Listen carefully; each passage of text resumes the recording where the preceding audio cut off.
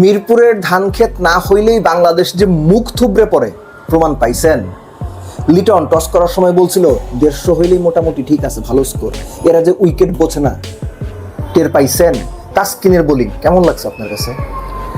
তানজিদ তামিমের 89 রান, ওইটারে পাওয়ার হিটিং বলবেন নাকি আকিম আগস্তর ব্যাটিংকে পাওয়ার হিটিং বলবেন? কোনটা আপনার কাছে পাওয়ার হিটিং? জাকের আলী ভাই, ওরে 8 নম্বরে কেন নামাইলেন আপনারা? ও কি বোলার?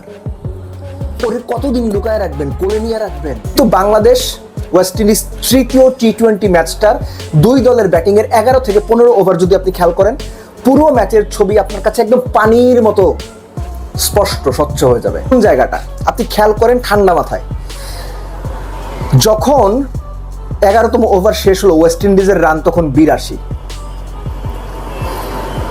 এবং ওই সিচুয়েশন থেকে পরবর্তী 4 ওভার ওয়েস্ট ইন্ডিজ 63 রান তুলেছে। এর মধ্যে সবচেয়ে সিগনিফিকেন্ট ওভারটা ছিল রিশাদের ওভার, যেখানে আকিম আগস্তর লাইফ পেলেন, Tanzim Sakib easy catch miss করলেন, ওই ওভারে 3-6 সহ 11 রান হইল। ম্যাচটা না ওই যে 12, 13, 14, 15 এই যে 4 ওভারে ওয়েস্ট ইন্ডিজ 61 রান তুলছে। নাসুমের ওভারে কত? 11, তাসকিনের ওভারে কত? 15, রিশাদের ওভারে 21। ওইখানে ম্যাচ শেষ হয়ে গেছে। বাংলাদেশের ইনিংসে আসেন, বাংলাদেশ 12 ওভার শেষে রান ছিল 90, 10 ওভারে 67। পরের 2 ওভারে বাংলাদেশ 23 রান করছে, 11 এবং 12। 11তম ওভারে 11, 12তম ওভারে 12 রান করছে বাংলাদেশ। দারুণ একটা প্ল্যাটফর্ম ছিল। কিন্তু ইন্টারেস্টিংলি 13 এবং 14 এই 2 ওভারে বাংলাদেশ রান তুলছে বোধহয় 9। তখন ওই 2 ওভারে যে স্পেশাল ক্রিয়েট হয়েছে ওই 2 ওভারের স্প্যানে, আনফর্চুনেটলি তার পরের সময়টুকু বাংলাদেশ শুধু স্ট্রাগলই করছে। বাংলাদেশ চলতি বছরের শেষ 5 ওভারে গড়ে 8-এর বেশি কোনো মতে রান তুলতে পারে নাই, অর্থাৎ গড়ে শেষ 5 ওভারে বাংলাদেশ 40-এর বেশি রান তুলতে পারে নাই। এই ম্যাচেও আনফর্চুনেটলি বাংলাদেশ শেষ 7 উইকেট হারাইছে 42 রান।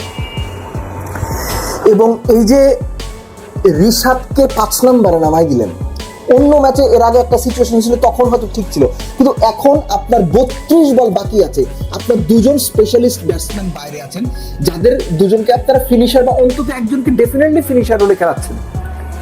তাদের বাদ দিয়ে আপনি কেন রিশাদকে পাঠাবেন ওখানে? তারপরে সোহানের পরে তো পাঠাইতে পারতেন জাকেরকে, না নাসুম। অর্থাৎ রিশাদ নাসুম দুইজনের উপর যতটুকু ভরসা, জাকেরের উপর টিম ম্যানেজমেন্টের বা ক্যাপ্টেনের ওই ভরসাটুকুও নাই যে ও পারবে কিছু।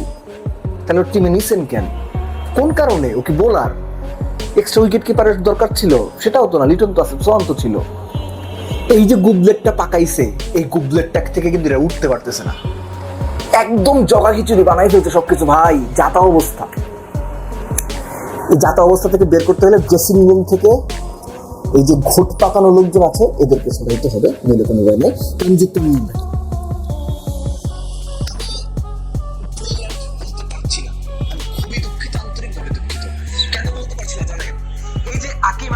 একটা ইয়াং প্লেয়ার 50 করেন 200 স্ট্রাইক রেটে, আর আমাদের প্লেয়াররা 89 করেন 150-এর কাছাকাছি স্ট্রাইক রেটে। খুব সিগনিফিকেন্টলি তানজিদ তামিম যে কয়টা বল খেলছেন, ওই কয়টা বল ওয়েস্ট ইন্ডিয়ার টপ অর্ডারের যে কোনো ব্যাটসম্যান খেললে আই গেস 100-র উপরে রান করতো। তানজিদ তামিম এবং তার দলের বাংলাদেশের টোটাল 151 রানের অলমোস্ট 59% রান নিজেই করছে সে, এবং সাইফ হাসানের রান বাদ দিলে, এক্সট্রা বাদ দিলে বাকি 9 জন মিলে করছে 34। ওই হিসেবে তানজিদ তামিম দুর্দান্ত ইনিংস খেলছে, মানে আউটস্ট্যান্ডিং। এই বছরে বাংলাদেশের টপ রান স্কোরার, এই সবচেয়ে বেশি এক বছরে 50 করছে 7টা, সবচেয়ে বেশি ছক্কা 4। These are outstanding facts. কিন্তু আপনি যদি গ্লোবাল স্ট্যান্ডার্ডে হিসেব করেন, বড় করে হিসেব করেন, অনেক দূরে তাকান, আপনার নজর যদি উঁচু হয়, আপনি যদি বিরাট কিছু চিন্তা ভাবনা করার সাহস দেখান, তাহলে তানজিদ তামিমের ইনিংসটা বাংলাদেশের কনটেক্সটে it's a good innings, okay type innings, ভালো ইনিংস। গ্রেট ইনিংস বলা যাবে না।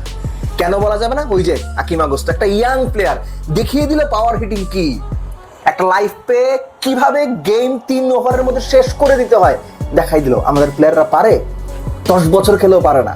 লাস্টলি শেষ করবো লিটন দাসের কথা দিয়ে। এই বছর লিটন দাস কয়টা টি-20 খেলছে মনে করতে পারেন? তার ইম্প্যাক্ট ইনিংস গুলো কার কার সাথে জাস্ট ছোট করে বলে দিচ্ছি। নেদারল্যান্ডস, শ্রীলঙ্কা, সংযুক্ত হংকং, বড় টিমের সাথে লিটন দাস বরাবরই ফ্লপ। এবং আপনি যদি বড় টিমের সঙ্গে হিসাব করেন, লিটনের এভারেজ 20-এর কম, স্ট্রাইক রেট 110-15।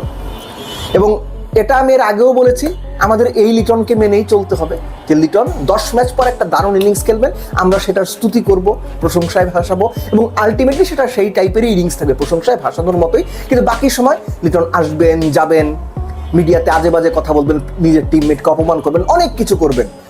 আমরা মোনালিসা বলবো, লিওনার্দো দা ভিঞ্চি বলবো, আর অনেক কিছু বলবো, কিন্তু লিটন, যে লিটন 10 বছর আগে দেখেছেন ওই লিটনই থাকবেন। বাংলাদেশেও 10 বছর আগে যা দেখেছেন ওই বাংলাদেশই তো আছে। সো লিটনটা কেন বদলাবেন? লিটনটা বদলাইলেই তো বাংলাদেশ বদলাইতো। লিটনটা বদলাননি, বাংলাদেশও বদলায় নাই, যা চলছিল সেভাবেই চলছে, এবং আগামীতেও মোস্ট লাইকলি এভাবেই চলবে।